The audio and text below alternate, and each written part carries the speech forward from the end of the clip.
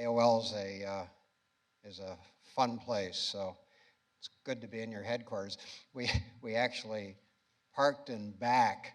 This is a little inside story. The cones were still up in front, and so I said, this is a wonderful chance to see the inner workings of AOL. So I parked in back. This is in-house stuff, right? And the guard escorted me through, and we took a long, slow walk because we people out of the manufacturing sector just kind of think funny about seeing things. And so I was taking mental snapshots all the way through and trying to assess the culture of this organization. But what a neat thing that you would be sponsoring a gathering like this in the headquarters of one of the outstanding business stories of the last quarter century. And I just would trust that you who are here on the ground having an influence would be able to permeate and extend what you have in your heart toward the people you're interfacing with on a day in, day out basis. Do you know what happened last Friday?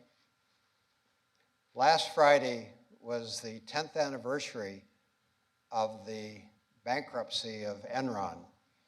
Got overshadowed in what happened a few months earlier with the other twin towers that came under attack. But this one was big. This was the 7th largest company in the country by market capitalization, just months before it collapsed. And it's very interesting that if that was an earthquake, and in the business world it was, there were aftershocks. You'd be familiar with these, but there were others.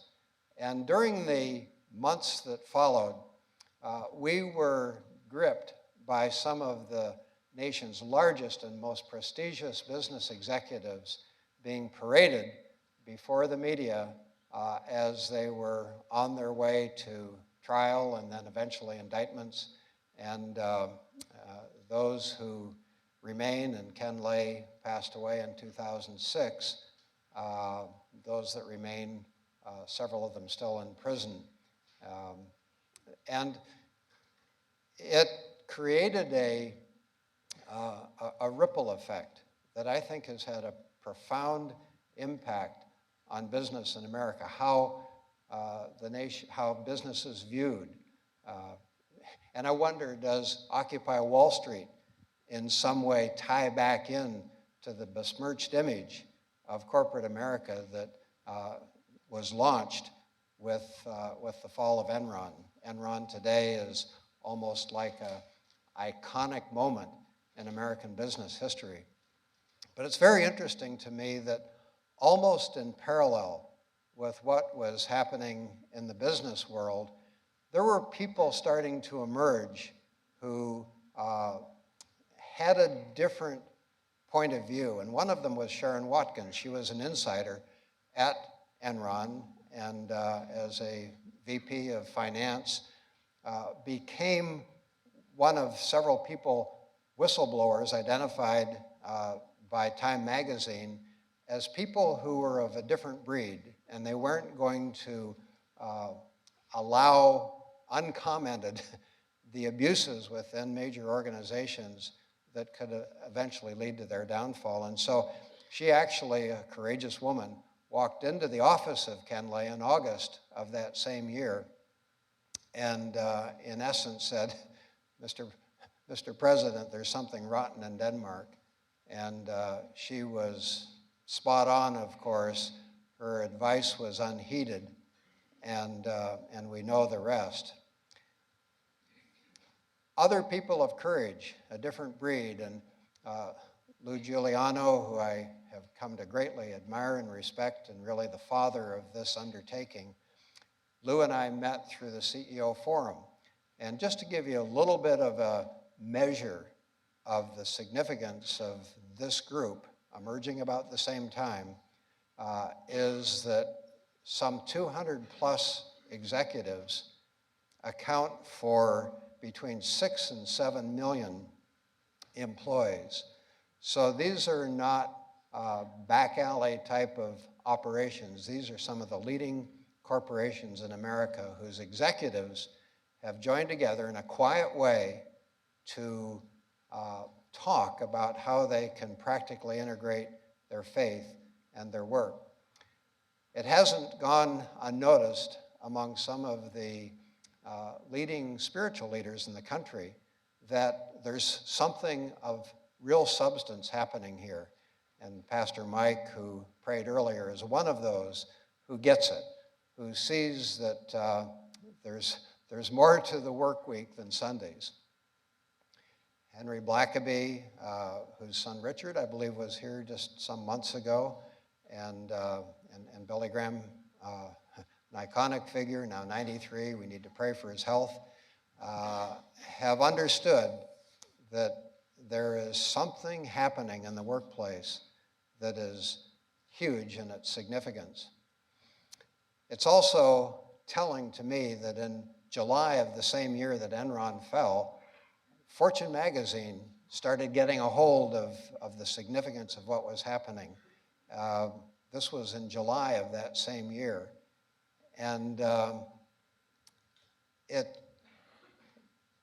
as though two forces have been emerging in parallel to each other. I think of the end of the book of Revelation, where there's a phrase that says, that which is righteous will become still more righteous, and that which is unrighteous, still more unrighteous. And so we see this divide emerging, this parallel emphasis, and we want to be on the right side of that divide, don't we?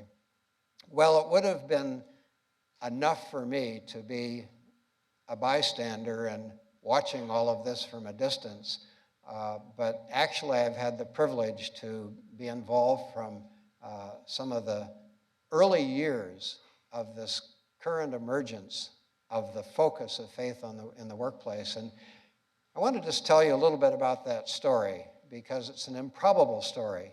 There was no assurance at all that I would even become a follower of Jesus Christ, or that I would move from a corporate standpoint into what has become a hugely significant movement in our nation and around the world. So as a student at MIT, I was asking myself this question: what do I do with my life?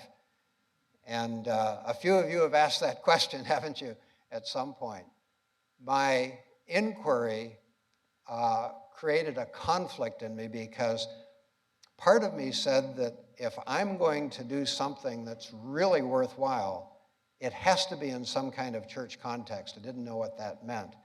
But yet there was another part of me that said, boy, if I could follow my father into engineering and business, I feel that's the way I'm wired. So part of my pursuit took me seeking counsel where I was attending church at the time. Some of you may recognize Copley Square Church in Boston. And Dr. Theodore Parker Ferris, an imposing figure and the rector of that church, deigned to take 10 minutes with an MIT senior to talk about the future of my life. And what I took away from that was a simple but poignant phrase. He said, John, if you're being called into the ministry, you'll know it. Until then, just keep on and keep looking to God. Well, the next day I got a job offer from Boeing. And I wasn't sure how guidance came in that period, but I said, this isn't totally coincidental. And I didn't go to work for Boeing for reasons I'll mention in a minute, but it unleashed me to pursue a career in business, and I haven't turned back. Well, another event took place during that same time period that has been a watershed. My parents were both Canadian, and on a summer vacation, I wandered into this little log cabin store in the Northwoods of Canada. They sold goods for campers and for cottagers. They had summer employees who would work there, often university students or pre-university students, and one of them waited on me. Would you guess that her name was Wendy? And I ended up marrying the clerk in the portage store. Wendy was not only the joy of those years as a student. We have boxes of letters between Toronto and Boston, but her family had a profound impact on me because perhaps for the first time, I met a family who both loved the Lord and were fun. Now, there's a big message in that, which I won't go into, but I just enjoyed being around this family, and especially around Wendy. Well, we were married a year after I graduated and a few months after Wendy was, and that began what has been an incredible journey together, now half a century plus long. So God's been very good to us as a couple. Well, I worked in the aerospace industry, but not for Boeing. I worked for a company more locally so that I could drive to Toronto and see Wendy on the weekends at least. And was involved in the Saturn missile project. And was it earlier this year we had a chance to be in Cape Canaveral and see that magnificent spaceship on its side at the Space Center. And I was able to point up into the engines and say, your grandpa worked on that hydraulic system up there. It was kind of cool. At least the grandchildren were impressed. Probably some of you wouldn't. I know of Raytheon's across the street, and you do all kinds of cool stuff around here. I was at my parents' home for dinner one evening, about 3.5 years into my work, and almost as casually as a person would raise the question about the weather, my dad said, John, he said, my business partner is going to retire. How'd you like to come to work for me? It was right out of the blue, and I remember stumbling a bit and then hearing these words come out of my mouth. You know, I really hadn't thought about that before, but it sounds good to me. When can we get started? And so I left the high-tech world that every red-blooded young American wanted to go into if he had a chance, and joined a company with 12 employees, about $1 million of sales, and at least had the prospect that I'd be able to work with my dad for the next 10 or 15 years. To my knowledge, he was in good health, and just the prospect of our doing that together was motivation enough. And he would become my mentor. He would guide me in my mid-20s into an understanding of business beyond just engineering. Well, it wasn't to be. Just a year into that experience working together, I got a call on a chilly February morning from our police department saying that my dad had been found slumped over the steering wheel of his car. He was on his way to work, ironically. And so in a moment, my world changed. And if I said cratered, that wouldn't be an exaggeration, because the hopes and dreams that I had about working with him and learning this business literally evaporated before my eyes. We began pulling ourselves together as a small company, and I made a few key hires. It seemed that we were getting our bearings back when another call came, this in the middle of the night, not from the police department, but from the fire department. Mr. Beckett, get out to your plant. There are flames leaping hundreds of feet above the roof of your plant.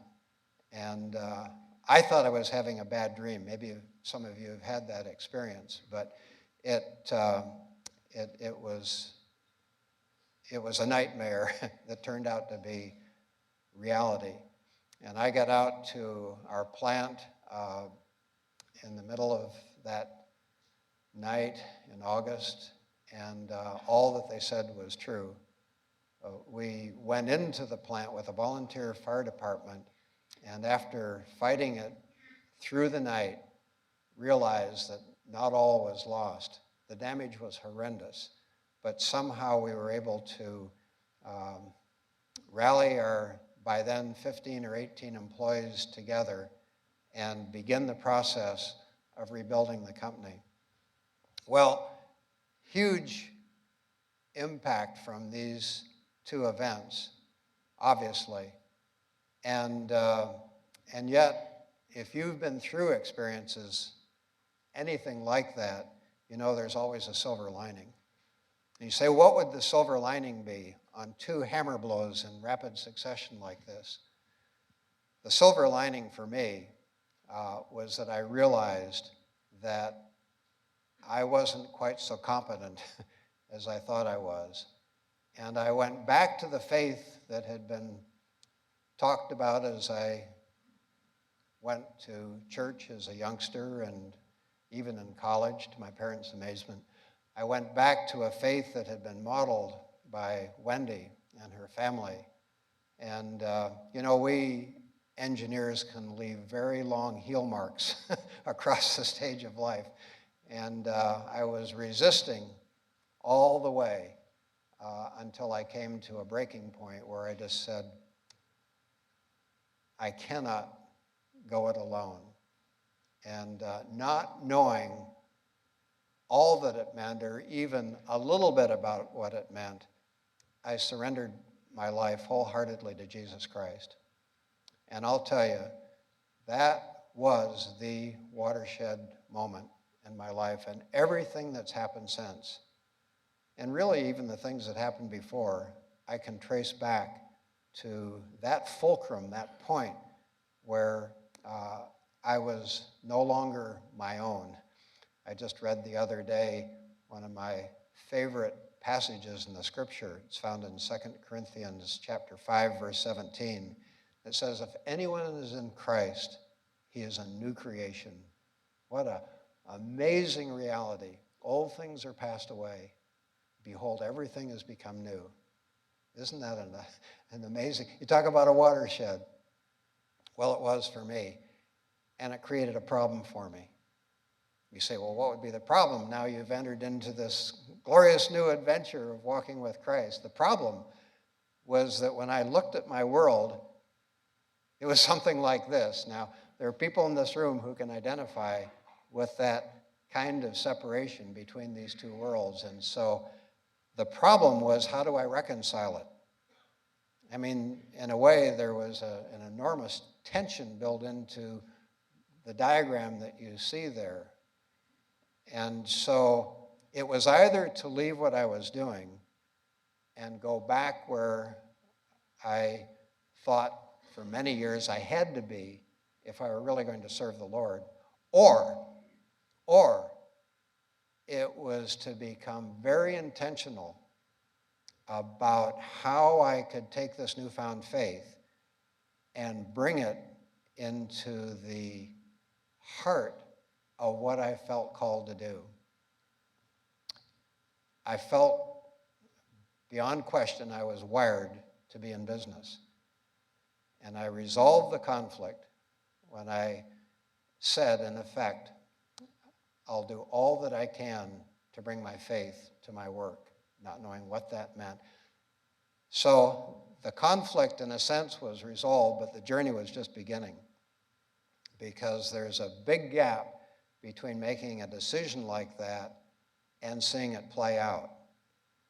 It's interesting that our company, which is now multiples of where it was then, has been almost a laboratory where we've been able to say, what does our faith say over here, and what's the reality over here, and how can we bridge those two? So the process began. It's a journey that I'm still on, and now a next generation of leadership in our company is perpetuating to say, how can we bring these worlds together?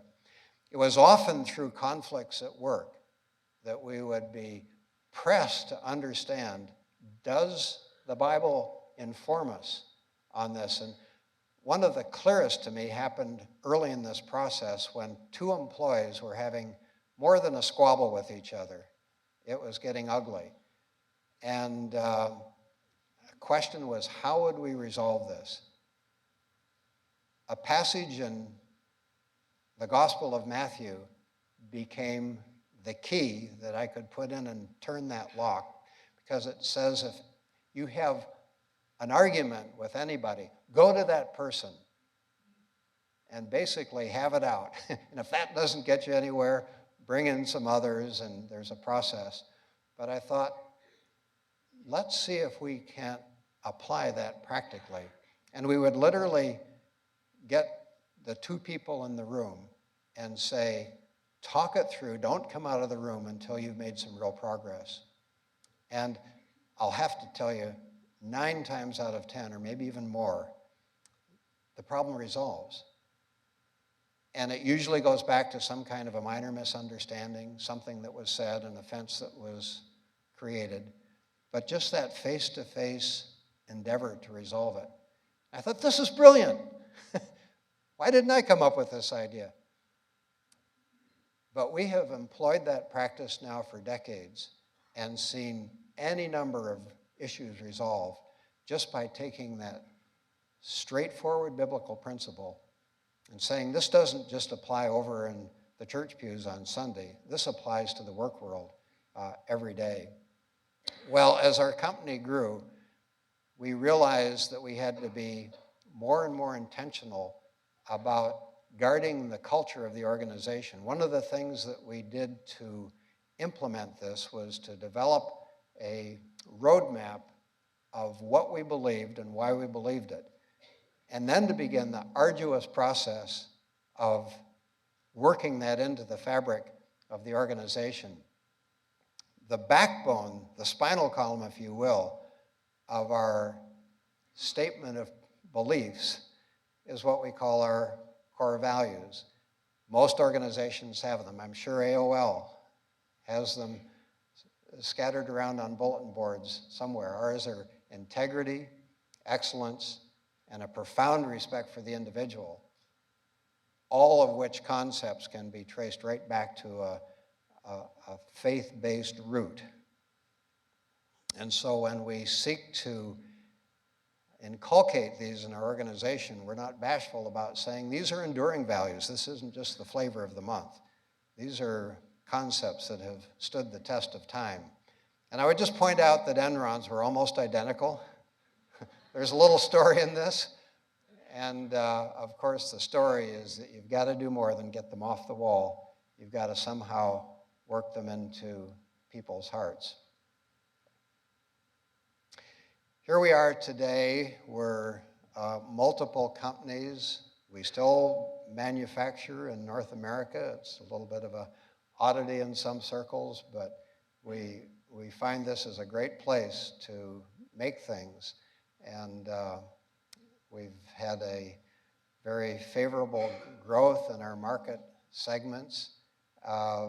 We cast our eye on Asia a few years ago, and now have 2 operations over there, not simply to feed back into the North American scene, but to try to reach the Asian market.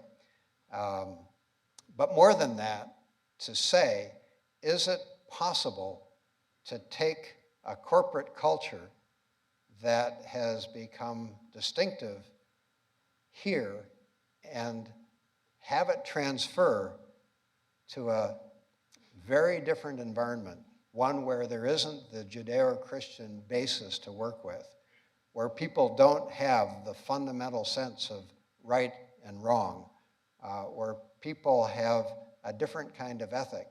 And so now with, I believe, 150, 160 employees in China in these 2 we're gradually trying to build the DNA of those entities, sensitive to their culture, but also committed to the bedrock of what we believe, our faith informs us to believe.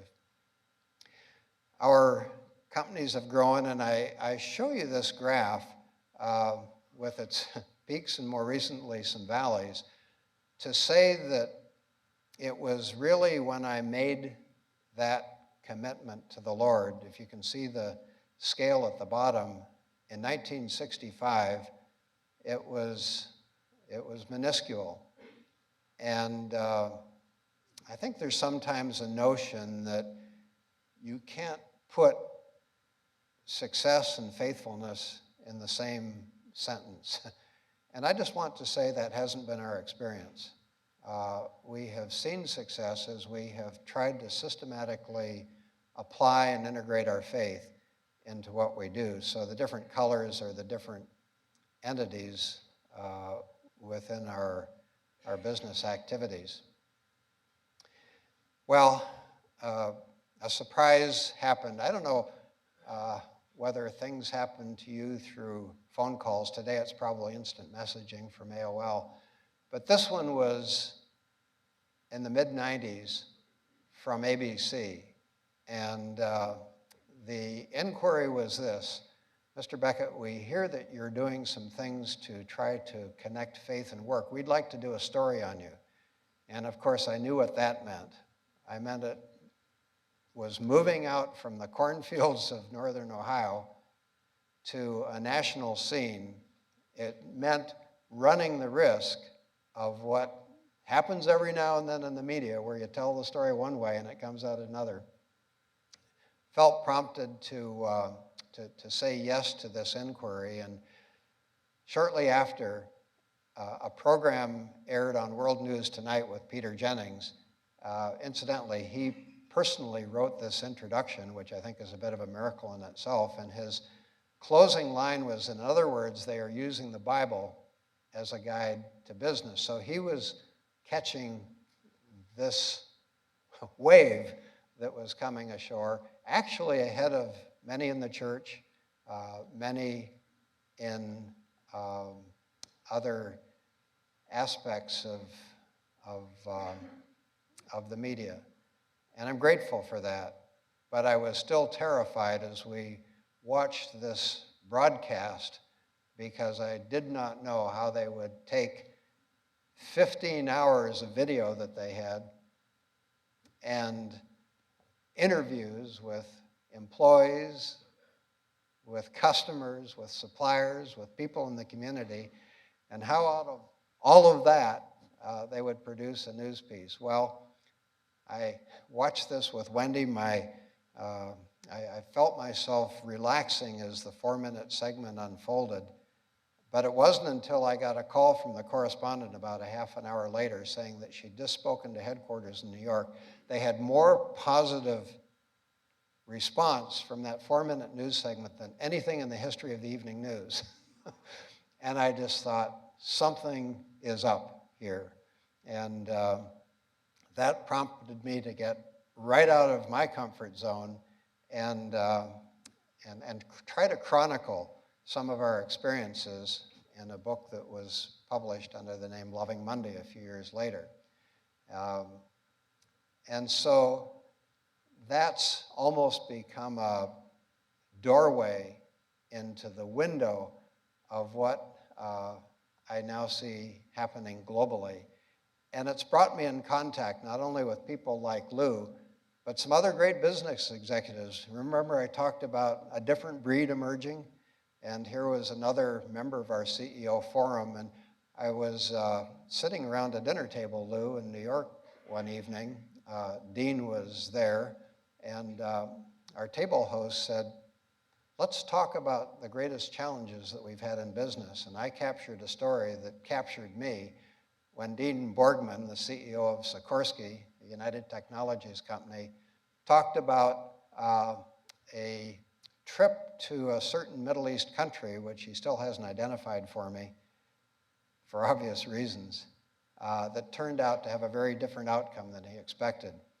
He was there to close an order for over $100 million of helicopters and parts.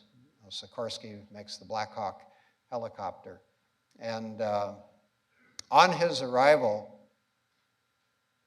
he was ushered into a car and taken to the private home of the head of the military in this country.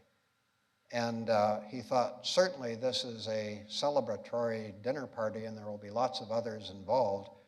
And quickly realized he was the only guest. And they had all the pleasantries that the Middle East can provide, but he became progressively more nervous until the question was popped. And the question was, you know, I'm really in a position to help to determine who gets this contract, but there's going to have to be some additional consideration. Okay, a moment of truth, right? And you could imagine what was flashing across Dean Borgman's mind. You've got corporate policy, you've got U.S. contracting law, but most importantly, he said, there's a gyroscope down in here that is essential if I'm going to look at myself in the mirror the next day. And his response was, this has been a very pleasant evening, but I must go. Would you call my driver? Walked away from that contract. It was awarded later to a French company. No suggestions implied, or maybe just a little bit. But the interesting thing is that the head of the military was removed from his position some months later. And Sikorsky, while not getting that order, was viewed at the highest levels in the company in the country as a company that couldn't be bought. And so he's one of the different breed. He's one of an emerging cast of heroes that I think have the potential to reshape the landscape of American business. I want to close.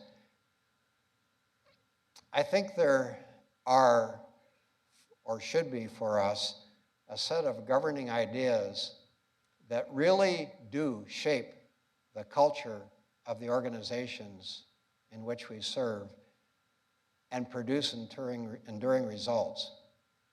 And I want to just leave you with 3 words and just a little bit of conversation around these words that I think can help you as you seek to walk out your faith in your work. I don't know that I've seen this particular list anywhere else, this list of 3, but for me, they've stood the test of time. I believe they're accessible for all of us. And the first of these, and I almost hesitate in a way to put it up because the word prayer has become so trivialized. Our prayers and best wishes are with you. We hope and we pray. But there's another aspect to prayer that I just find tremendously relevant to us wherever we are. Now, Jesus said at one point that we were to pray without ceasing. How on earth are we to think about that challenge, to pray without ceasing? I can only reconcile it one way, and I would just ask you, if you were to put your fingers on your pulse today or hold a hand in front of your breath, you'd know that something is happening in your life without ceasing. Your heart is beating, you're breathing. And to me, that's a transferable concept. So can we get beyond this stained glass image of prayer that something that happens in an inner sanctuary, there's a place for depth of prayer. There's a place for getting alone with God. There's a place for crying out to him. But there's also a place, you remember in the account of Jesus how often it said, while he was on the way, this happened, this happened, this happened. And that's what we are. We're on the way. You're in a business meeting. Are you going to take all that God has been working in you and leave it to the side for the sake of making this next business decision? Or is your motor idling in the sense that even though you're at a stoplight, there's something going on, and you're saying, Father, do you have a point of view on this? Is there a way I should be thinking about this differently? There's something going on between a couple of these managers that just, could you put your hand on it? Could you help bring it to resolution? Just one little example. I mean, with Dean Borgman, it happened at an instant. Jan Carlson at SAS called these moments of truth. There are those big times, but they're all the little things. And so I think that the way prayer is being presented to us in the scriptures is as a lifestyle. It's an attitude. It's a way of deferring to God on an ongoing basis. He's God. We're not. At best, we're his humble servants. And so it's maintaining that priority in that relationship. The second word I would just reinforce, and I've really touched on it in some ways, is the importance of alignment. Aligning with what? Aligning with the core. Now, every one of you at the end of this meeting is going to be able to stand up erectly because there's a part of your structural system that enables that to happen. It's called the spinal column. Without that, you'd be a jellyfish, which is kind of a funny image. I mean, just imagine all of us here with our spines removed and trying to function, right? It would be a very different picture. Core values, the things that we commit to, are like our spinal column. When Stephen Covey did his initial research that ended up in his landmark book, 7 Habits, he looked at the success literature for the first 150 years of our country, and what he saw was what he eventually described as the character ethic. It was ideas that are deeply rooted in our history and who we have been as a people. But then he described a shift that took place around the 1950s, and a number of us in the room were here and have been part of seeing that shift. And the shift replaced the character ethic with what he called the personality ethic, and it became much less tangible, much less specific, and it became relative. And so it was how we feel, it's how we think about things, it's about me. And so that cultural shift has been incredibly pervasive in our country, and the consequences of it are playing out every day. I just was listening to a radio broadcast yesterday about the number of people who want Tim Tebow to fail. At the same time, they're celebrating in a curious way the people who are occupying Wall Street. I mean, what kind of a crazy mixed up world are we in? And so what we can do in our organizations is identify those things that we will not compromise. I love meeting with young people. Apart from business audiences like you, I loved meeting with students and college students. And one of the things that if I have opportunity, I try to leave them with is the importance of driving some stakes in the ground. It may only be 4 or 5 or 6, but I say, get these driven down deeply and hold to them. The rest will develop around that, but get those stakes in the ground. And I think the same is true for us as adults. Have those things that we deeply subscribe to and that we will not compromise, no matter what. And then finally, when Jesus talked about prayer, he often coupled it with the idea of watching. Now that's kind of a curious thing to bring into a business discussion, isn't it? But when you think about it, it was that process of watching that enabled him to have the commanding position that he did in whatever he touched. Well, what was he watching? He was watching what the Father was doing, but he was also, and this is a point that we often miss, I think, in our modern thinking, he was also watching where the enemy was working. And it was like he had to have that dual vision, and we do too. We want to watch where the Father is working because, as Richard Blackaby's father, Henry, is well known to say, see what the Father is doing and then join him in that. It's a great way to think and live. But the Father is at work all around us all the time. He's working in the heart and life of that person who's in the next work cubicle. He's working in your children. He's working in the clerk that you're interacting with in the store. And if we're watchful, we'll see things that we'll miss otherwise. But then at the same time, we need to not be caught unawares. There is a real enemy, and he is doing all that he can to destroy individual lives, to destroy families, to destroy ultimately whole nations. And so the scriptures say, don't be ignorant of his devices. The scriptures talk about the devil going around like a roaring lion seeking whom he may devour. And it's stupid, frankly, for us to not be alert to the work of the, not that we focus there, but that we're aware, we're attentive.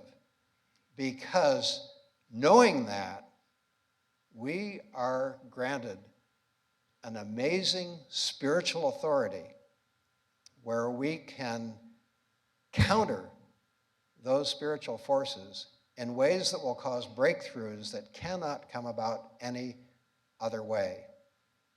Ephesians 6 tells us that the weapons of our warfare are not carnal, but they're mighty through God to the pulling down of enemy strongholds. So we become watchful. You're in your daily round. Ask yourself, am I dull to what's happening, or am I alive to what's happening? You're walking through an airport, and this isn't just a security issue, but are you totally into your own thing, or are you attentive to what's happening around you? You're in a conversation with another person.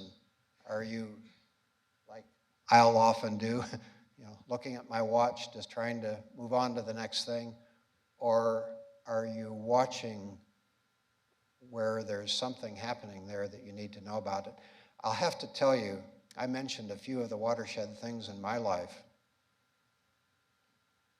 School, Wendy, choice of work, going into the company, ABC broadcast. I mean, I can count them on two hands. Not all that many really watershed things.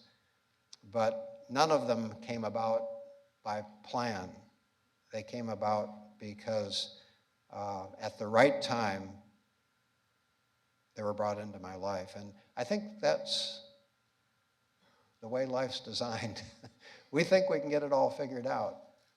But the truth of the matter is that we're on a journey.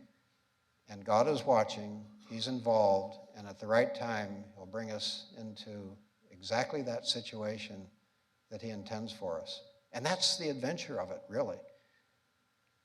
I don't think he intended us to have it all figured out, but to watch and pray, and to the best of our ability, align what we're doing with his purposes. So I'm going to end up where I started. I want and you want to be among those who come to the end of our lives not just thinking about what the earnings per share were or what went into the bank account or even what we gave our money away to, but the relationships that ultimately are really what endures. And it's cool. it's a delight to walk with the Lord. When I think back at that watershed that happened in the mid-60s and how new life truly did come in and captivate my heart, I'd say I never would want to go back. I'd never want to do it another way. Let me just close with a word of prayer for you, and then Lou's going to come up. Father, thank you for the privilege of being together with these folks, and thank you that even before we walked in the door, you were working in our hearts and lives to move us further onto your agenda. And you've placed each of these people in unique roles that no one else can fill. You've wired them with a DNA that is absolutely distinctive to them, like snowflakes, like no other. And I just pray that you would help us to connect the important dots in life between who you've made us, what you've called us to, and who we are as a result. We ask all this in Jesus' name. Amen. Lou?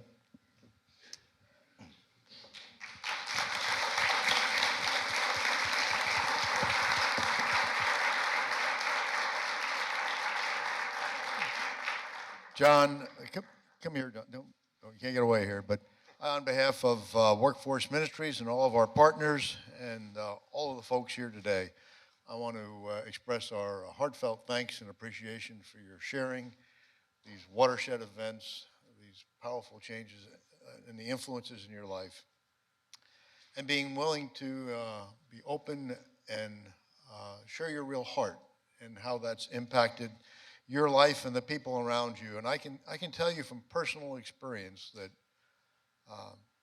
just John's presence affects people the way they think, the way they feel, and their awareness of the presence of God. And he has had a profound effect in many, many people's lives. I trust that you're being part of this opportunity today, that you will take his words as you think about your life and your future, and that they will continue to have an impact on you in the future as you continue to develop your relationship with the Lord. So thank you. And I'd like to give folks an opportunity to ask some questions, if anybody has some. We've got a few more minutes.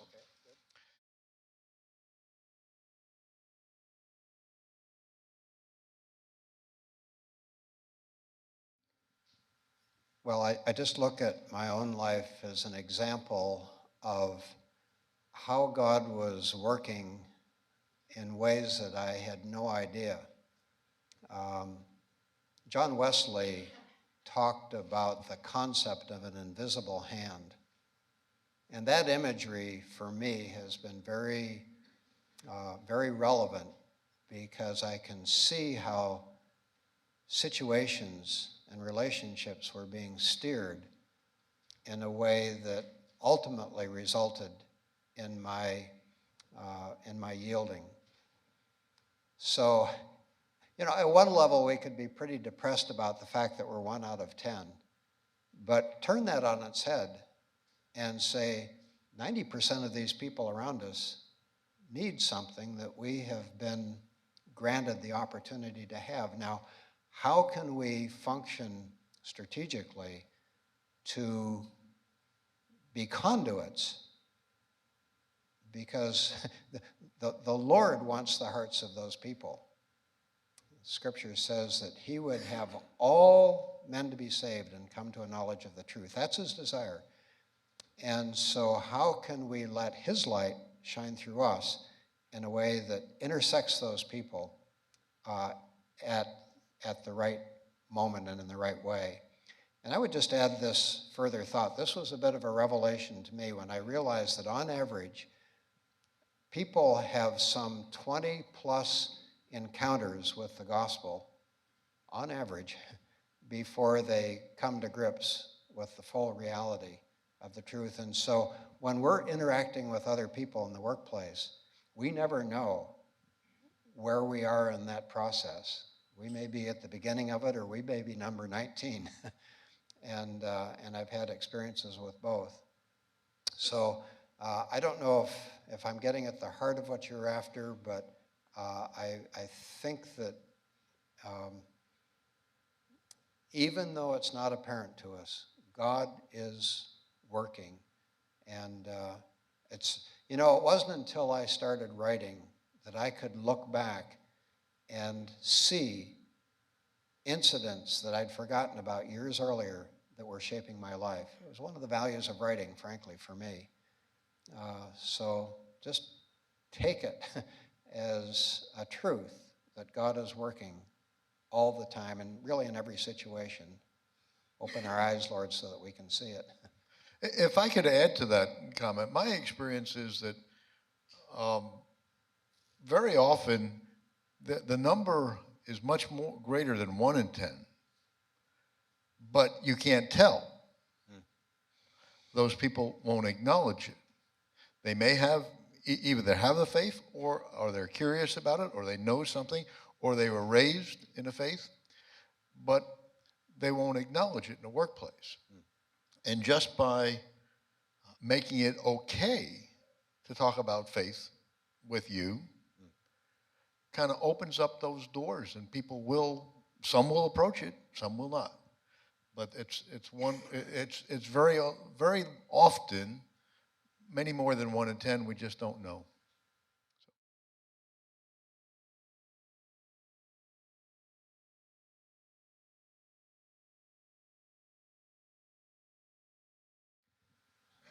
Yeah, there are a couple parts to your question, and I'd like to just break it down this way. The one is when you're not the boss. And to that, I would just say each one of us has been given a sphere of responsibility. And our challenge isn't necessarily to shape the entire influence of a large organization, but it's to shape the sphere that he's called us to. So, think in terms of the part of the body or the cell or something that you can get your mind around, and try to be an influence there. Now, yeah, and that's a very complex issue. If I can cite our son-in-law who works for a very large government agency, he is surrounded by people who are not just neutral on matters of Christian faith, but in many cases they're antithetical to it. And he has to function in that environment every day. And what I would say, at least in partial answer, is that people are watching us all the time. And it isn't necessarily the things that we say. It's how we handle situations. It's how we respond to crises. It's how we carry ourselves. And very often, in my experience, those same people will come to a moment of crisis in their own lives. And that is the point at which you have access. We had a supervisor who worked for us for 20 years. Strong leader, went into the hospital. I went to visit in the hospital, and his first words were, "John, I'm scared." And I tried to reassure him with my limited knowledge of where he was medically that he was in good hands. And you know what he said? No, that's not what I'm concerned about. I'm concerned about where my life is. And I said, Bud, would you permit me to share a few things with you and then pray with you? And he reached out his hand. It was as big as a ham, and he grabbed it. He almost took pleasure as an ex-Marine in a bone-chilling handshake. But he grabbed my hand that day, and he said, would you pray for me? And right there in the hospital room, I was able to introduce Bud to Jesus Christ.